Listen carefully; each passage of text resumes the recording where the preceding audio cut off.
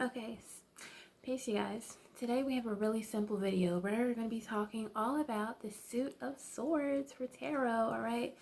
Using a standard tarot deck. It's not an official Rider-Waite tarot deck, but this is a Miss Cleo deck which has Egyptian images that have been influenced by a traditional tarot deck. So it's basically the same, okay?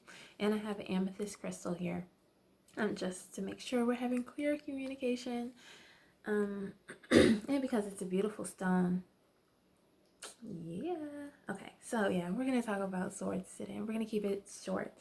This video is for people who want to learn more about tarot. If maybe you're getting into during your own readings, maybe you just bought your first deck and you want to learn more. So we're going to start with how the Suit of Swords is related to air signs, actually. This is the air sign of the deck. Each suit of the deck, you have swords, coins, cups, and staffs. Each has a relation to a zodiac sign. So the swords represent the air sign, represents the air element, which would be Aquarius, Gemini, and Libra. Okay. Air signs represent thoughts and ideas and kind of like what's going on in your head. You know, what's going on in your head. That's what this is about, all right? So when it comes up in your reading and you see a sword, then it would be pointing towards your perspective of things and what you're maybe not physically taking on, but mentally what you're taking on. All right. And I also say that the swords are pretty dramatic. They're pretty dramatic. Maybe the most dramatic suit of tarot because some of the images are just kind of like, okay, you're being a little dramatic. Not in a bad way, but just, as an observation. So we're going to go through each card, starting with the ace. The ace is like number one. It's the beginning. It is the beginning, and it's very fruitful, as you can see. The aces are very special in each tarot deck, but when you get the Ace of Swords, it can represent a new idea that is coming up, a new journey. Something has begun. Okay, it's like fresh energy, fresh air sign energy. Okay, oops. All right, next we have the Two of Swords. The Two of Swords could represent two things. It could represent two people against the world, or it could represent you against the world.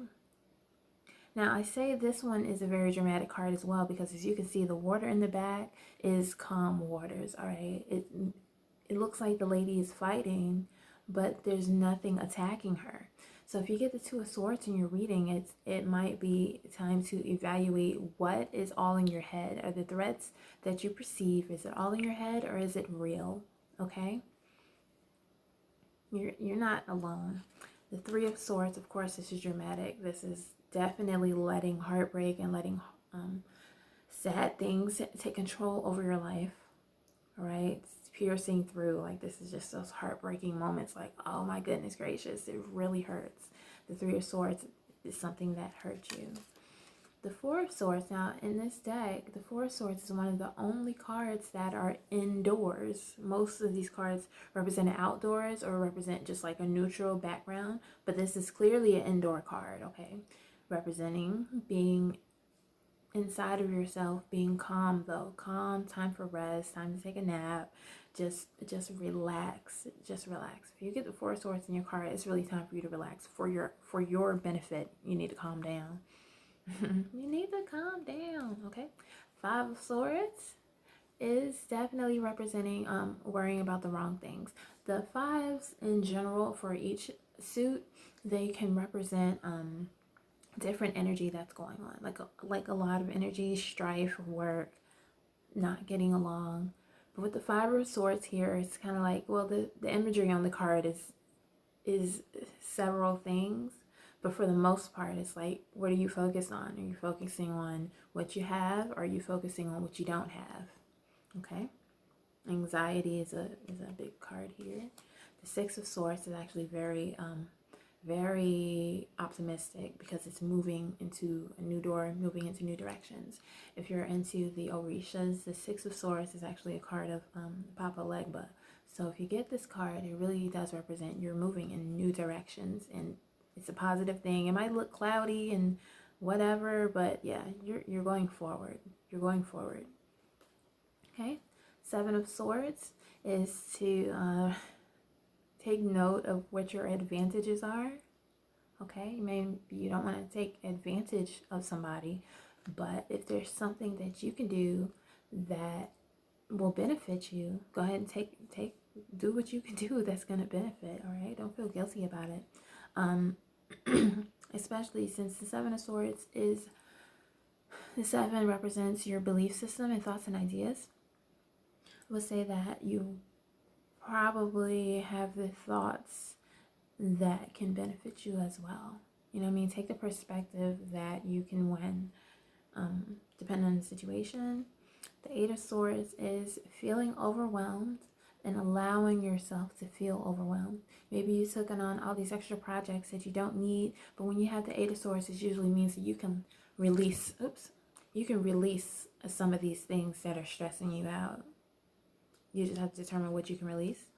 The Nine of Swords is feeling overwhelmed, and this is normally things other people put on you. So with the Eight, you can control what you let go, but with the Nine, these are other things that people gave to you, but that doesn't mean you can't let them go. I'm just saying. And the Ten of Swords is definitely very dramatic as well. Of course, the person is not dead, but it's just kind of like super overwhelming feelings. And the Swords deck is not the most negative, but it has the most images that represent pain, I think. Okay, the Page of Swords can have two meanings. One, it can represent being a spy. Somebody's looking at you, or you're looking at somebody, taking notes and really just trying to see what this person has going on. But it can also represent having all your ducks in a row, keeping an eye on the things that you have going on and seeing how organized you're being with the things that you want to do in life.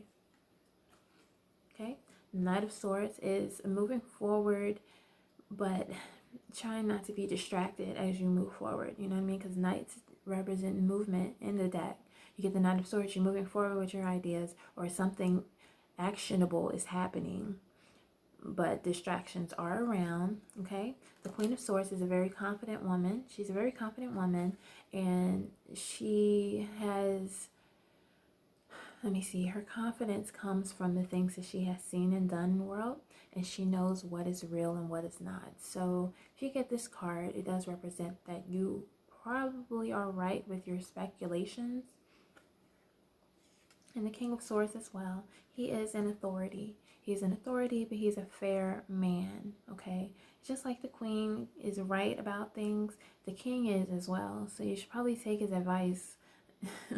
Take his advice. He's not going to give you an advantage over anybody else. He wants things to be fair, but he's not going to lie to you either. Absolutely not. Okay, and that is the Swords deck. Of course, you can go deeper with the numerology as well, but I'm just going to leave that there, and hopefully it helps somebody, and let me know what you think. Thank you for watching.